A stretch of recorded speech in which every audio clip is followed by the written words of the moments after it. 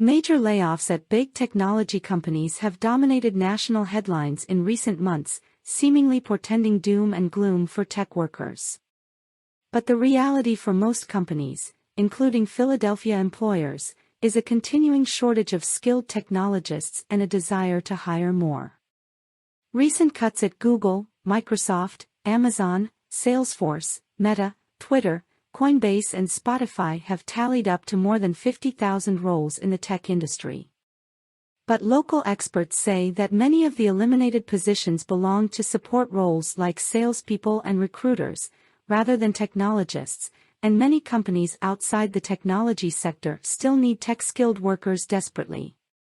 We routinely confuse the difference between tech jobs, which exist in all industries, and jobs in tech, which include business functions within a tech-focused company, said Christopher Wink, co-founder and CEO of Technical.ly, a news organization that serves the tech and startup community. The recent layoffs Wink has seen locally are few, he said. Even for those workers, the prospects are good if you're a highly skilled professional with a prestigious company on your resume, Wink added.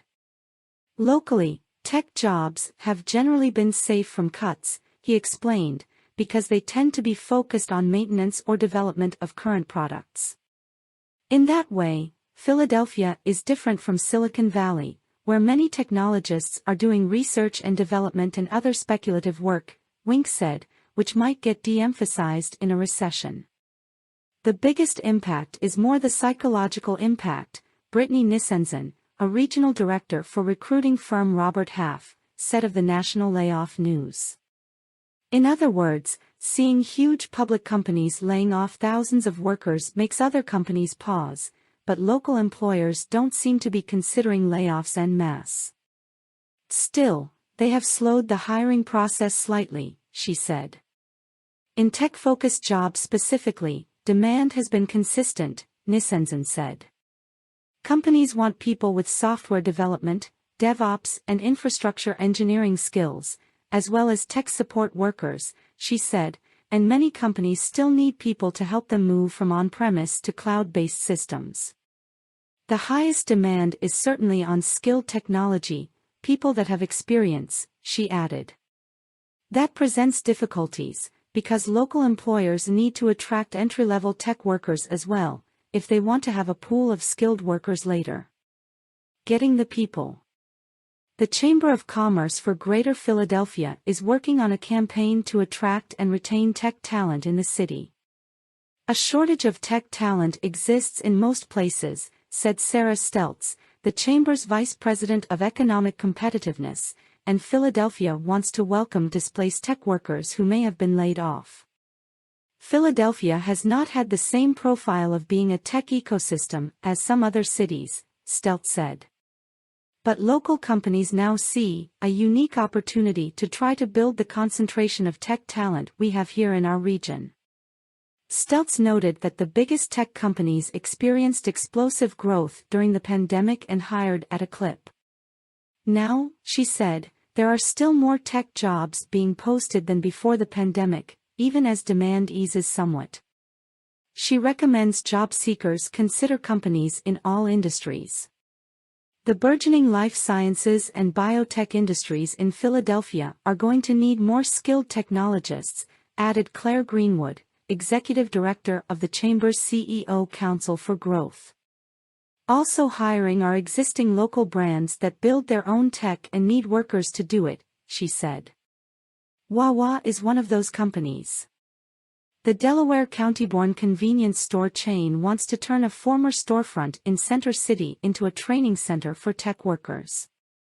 That is a great location and hopefully a visible sign that tech is alive and well, and the ecosystem we create around it in Philly is alive and well and grows, CEO Christopher Giesens said last month.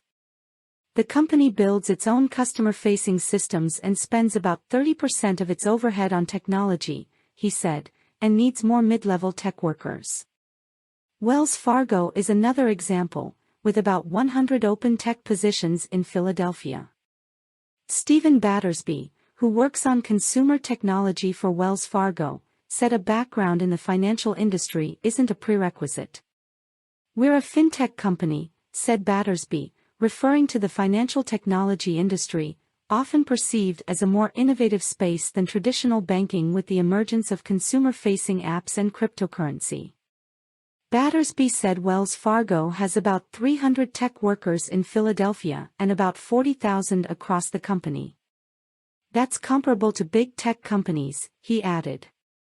Also in the banking industry, J.P. Morgan Chase is looking to fill 725 jobs, including 200 technology roles at various levels, just down I-95 in Wilmington and Newark, Delaware.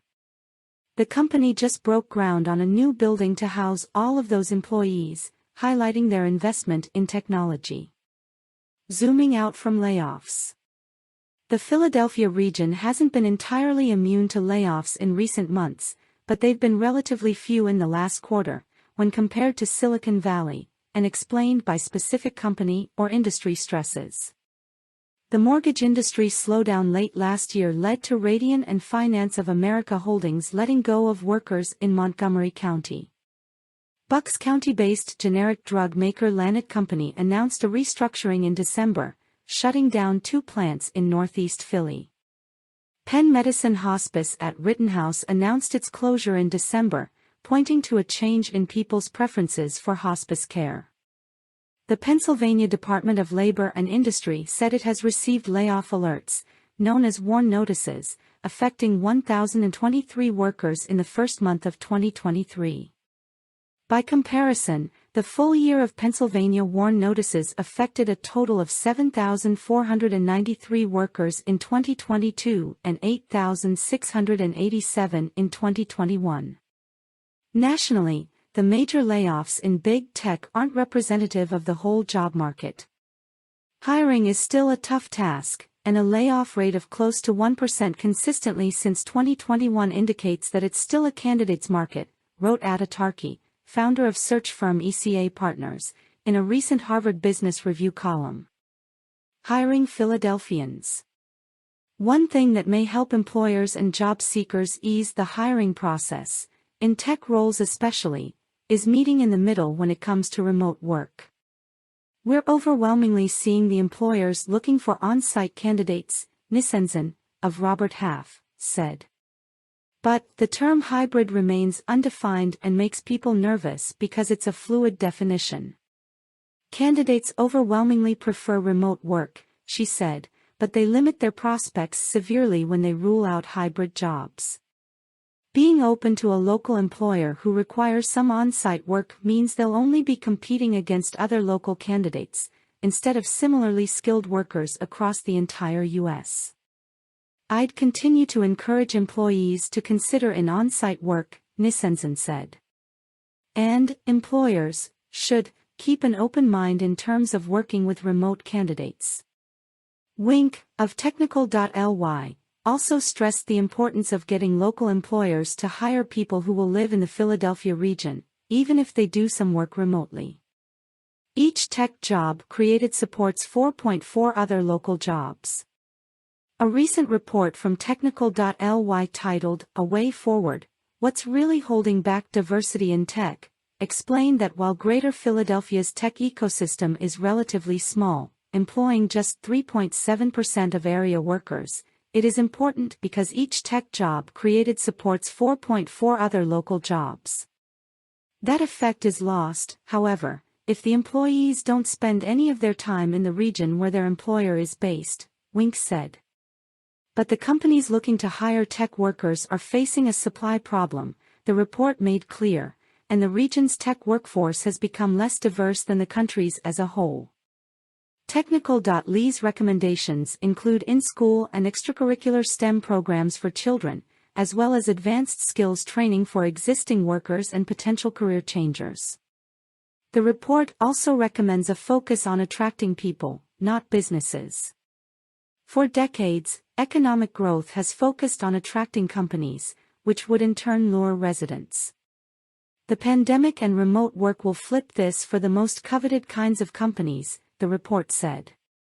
This presents an opportunity for diversifying a workforce by attracting and retaining people by making the best city to live.